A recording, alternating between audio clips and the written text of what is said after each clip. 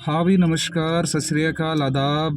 उम्मीद करता हूँ आप लोग सब ठीक होंगे, खैरियत से होंगे, स्वस्थ होंगे, मस्त होंगे और जीते रहो और भैया पीते रहो। काफ़ी समय से सोच रहा था वीडियो कौन सी डालूँ यूट्यूब पे, कौन सी वीडियो है, कौन सा कंटेंट डालूँ। बड़ा मुश्किल काम होता है भैया यूट्यूब में भी करना। लाखों वैसे करोड़ों तो आपको वो सिस्टम मिल जाता है करने के लिए यूट्यूब में।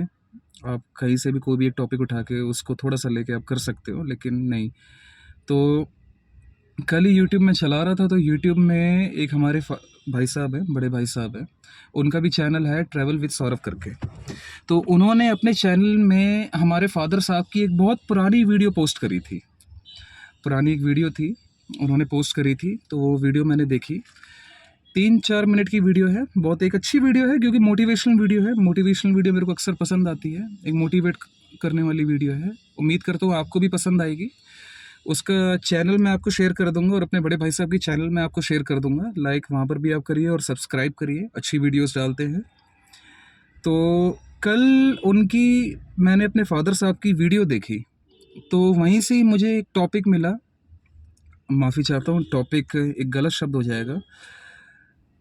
कल वहीं से मैं प्रेरित हुआ कि नहीं, अगली अगर मैं वीडियो डालूँ वो एक शख्स के ऊपर होनी चाहिए। वो शख्स का नाम होता है पिता। ये सिर्फ मेरी नहीं, ये आप सभी लोगों की जो दुनिया भर में देख रहे हैं उन सब के लिए एक ये वीडियो है, संदेश है। तो आज मैं पिता के ऊपर भी बात करना चाहूँगा। आज मैं थोड़ी सी अपनी पर्सनल चीज़ें भी आपके साथ शेयर करना चाहूँगा, और पिता क्या है, मेरे लिए पिता का क्या महत्व है और बाकी आप सबके लिए क्या महत्व है। उम्मीद करता हूँ आप इस वीडियो को देख के पसंद करेंगे, आपको पसंद आएगी, शायद आप कुछ सीख लें। पिता पिता कहने को तो देखिए जी, एक 2 अक्षर का शब्द बनता है, लेकिन उसका जो अर्थ होता है ना, वो 2 अक्षरों का शब्द मिलके ना बहुत बड़ा वो शब्द बन जाता है, अर्थ बनता है। अगर मैं कहूँ कि पिता केवल अपने आप में एक शब्द नहीं है, उसके अंदर कई वाक्य हैं। पिता के अंदर कई आपको अर्थ मिल जाएंगे। पिता अगर धूप में छाँव भी है तो पिता एक अदृश्य ढाल भी है, मेरा ये मानना है। एक वो ऐसी अदृश्य ढाल है कि अगर आप दुनिया के किसी भी कोने में चले जाओ, किसी भी अगर आप कोने में हो, दुनिया के किसी भी कोने में, आपको पता है कि अगर मेरे ऊपर कोई भी अगर एक मुसीबत आई, अगर मुझे लगता है ऐसा कि अगर मैं उस मुसीबत से नहीं लड़ पाऊंगा, सक्षम नहीं हूँ, तो मुझे इतना पता है कि मेरे पीछे एक मेरी ढाल बनकर मेरा पिता खड़ा हुआ है, जो मुझे कहीं ना कहीं से मुझे निकाल के ले जाएगा। पिता दोस्तों एक वो इंसान होता है जिसके लिए सारे बच्चे बराबर होते हैं। हम 3 भाई हैं, वैसे मैं सबसे छोटा हूँ उन तीनों भाइयों में से, ठीक है जी। लेकिन प्यार ना, वो कभी ऐसा नहीं होता कि इससे ज़्यादा, इससे कम, फिर इससे थोड़ा सा ज़्यादा, नहीं, ऐसा नहीं होता। उनके लिए ना, तीनों बच्चों के लिए ना, प्यार बराबर होता है। हाँ, थोड़ा सा ये होता है कि थोड़ा सा जैसे जो थोड़ा कमज़ोर होता है बच्चा, उसके ऊपर थोड़ा सा वो लाड ज़्यादा दिखाता है। लाड, क्योंकि उसको पता है कि शायद ये अभी वो सक्षम नहीं है, अभी वो दुनियादारी समझने के सक्षम में नहीं है कि दुनिया आगे कैसे चलती है, दुनिया के तौर तरीके कैसे हैं, दुनिया आगे कैसे आके बितानी है। तो उसके साथ उसका थोड़ा सा ना लाड प्यार थोड़ा ज़्यादा बैठ जाता है, ये मेरा मानना है। बाकी अगर मैं अपने फादर साहब की बात करूं, अगर मैं बात करूंगा, वो हम तीनों भाइयों के लिए गुरु के समान थे। गुरु अगर हम बोले तो हमारे लिए तो तीनों के लिए गुरु ही वही थे।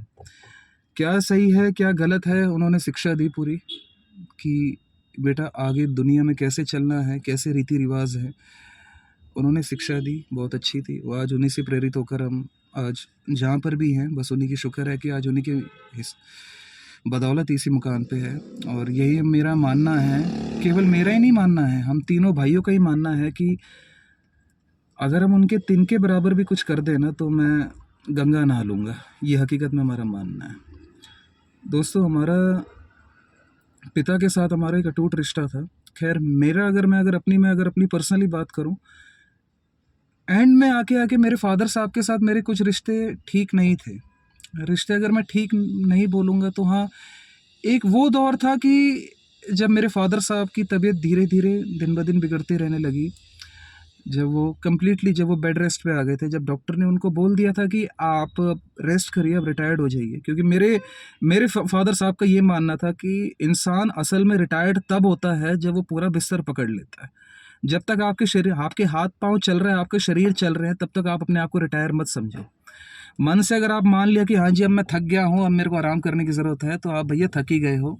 हाँ जी। तो जैसे जैसे करके जब मेरे फादर साहब धीरे धीरे जब वो बेड पे आना शुरू हुए, जब उनकी तबीयत और बिगड़ने लग गई, तो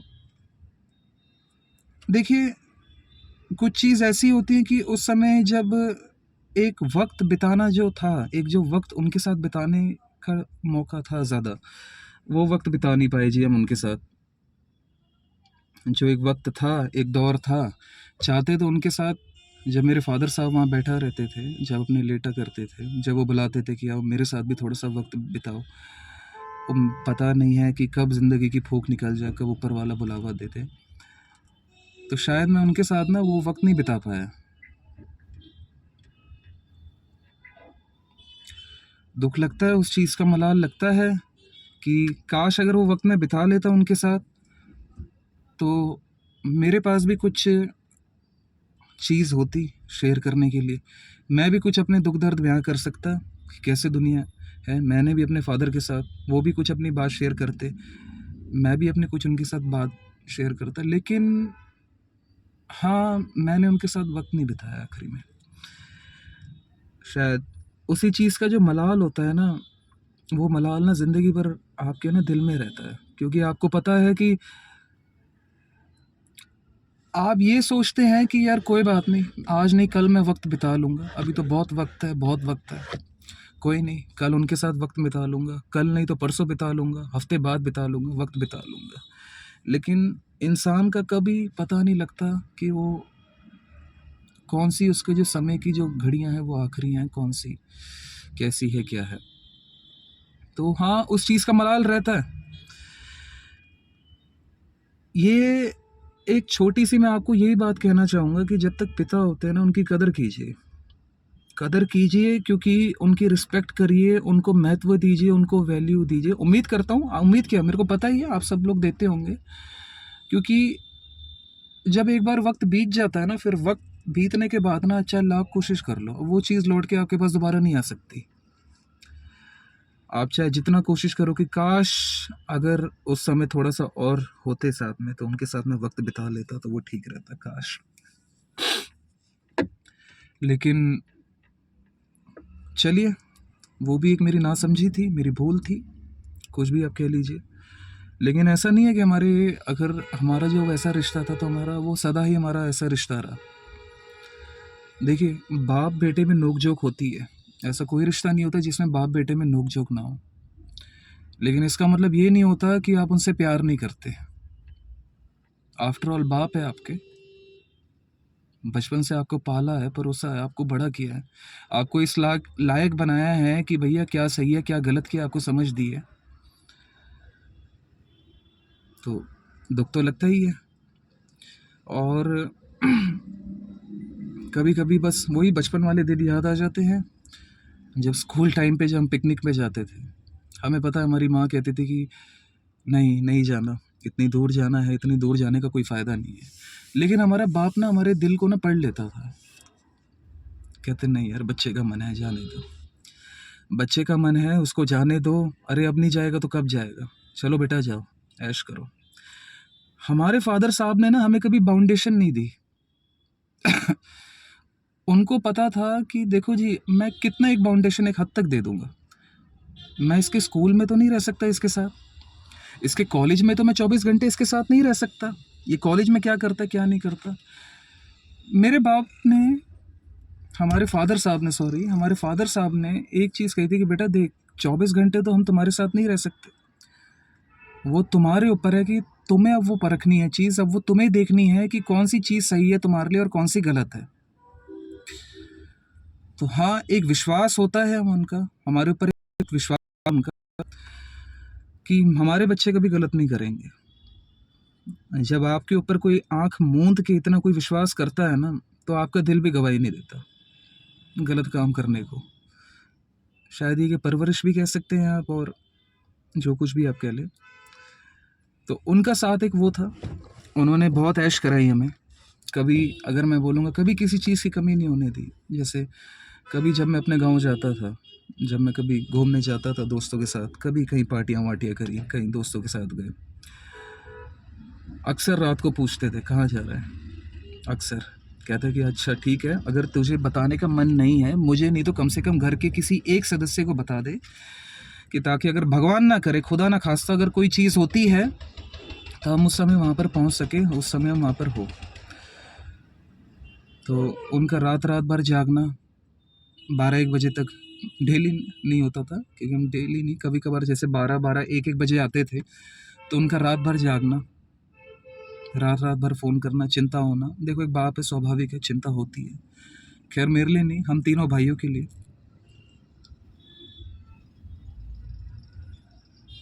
लेकिन कभी कभी ना कमियां आपको इसलिए खलती है क्योंकि, हाँ, मैं अपने बारे में ये ज़रूर कहूँगा कि हाँ, उनके जाने के बाद मेरे को एक चीज़ ये पता लगी है कि हाँ, एक बाप की अहमियत ज़िंदगी में क्या है। जब मैंने ज़िंदगी, अहमियत क्या होती है, एक बाप ही होता है जो निस्वार्थ होके, बिना स्वार्थ के अपने बच्चों को देखता है, खर्च करता है अपने बच्चों के लिए। कहाँ खर्च कर रहा है? अपने बच्चों पे ही खर्च कर रहा है, बिना स्वार्थ के। करो यार, बच्चे ही अपने खा रहे हैं, पी रहे हैं, मौज कर रहे हैं। केवल बाप ही ऐसा इंसान होता है जो अपने बच्चों की तरक्की में जलता नहीं है, अपने, जबकि उल्टा बच्चों की तरक्की में खुश होता है कि मेरे बच्चे तरक्की कर रहे हैं। गर्व की बात होती है बाप के लिए, बहुत बड़ी गर्व की बात होती है। मुझे आज भी ध्यान है, आखिरी पल की बात थी, मैं घर ही आया हुआ था उस टाइम पे। थोड़ी देर मैं बैठा हुआ था अपने फादर साहब के साथ। उन्होंने बोला कि थोड़ी देर मेरे साथ भी बैठ जाया कर। मैं उनके साथ, मुश्किल से मैंने बस 5 या 10 मिनट उनके साथ बिताए थे। और ये मेरे ख्याल उनके जाने से कम 1 या 2 दिन पहले की बात थी। उन्होंने बस एक चीज़ मुझसे कही थी कि बेटा देख, कभी भी ना अपने भाइयों से अलग मत होना, ठीक है? आपसी बैर हो क्या हो, कभी उनसे अलग मत रहना। तीनों भाइयों, तीनों इकट्ठे रहना। और थोड़ी देर और मेरे साथ बैठ जा, क्या पता कल सवेरे मैं मिलूं या ना मिलूं। तो मैंने उस टाइम पे उनको कहा था ठीक है पापा जी, शायद हो मैंने कहा ठीक है पापा जी, आता हूँ, मैं बैठता हूँ आपके साथ। तो मैं उनके साथ बैठा नहीं था वो। और उसके अगले दिन ही सवेरे वो चले गए थे।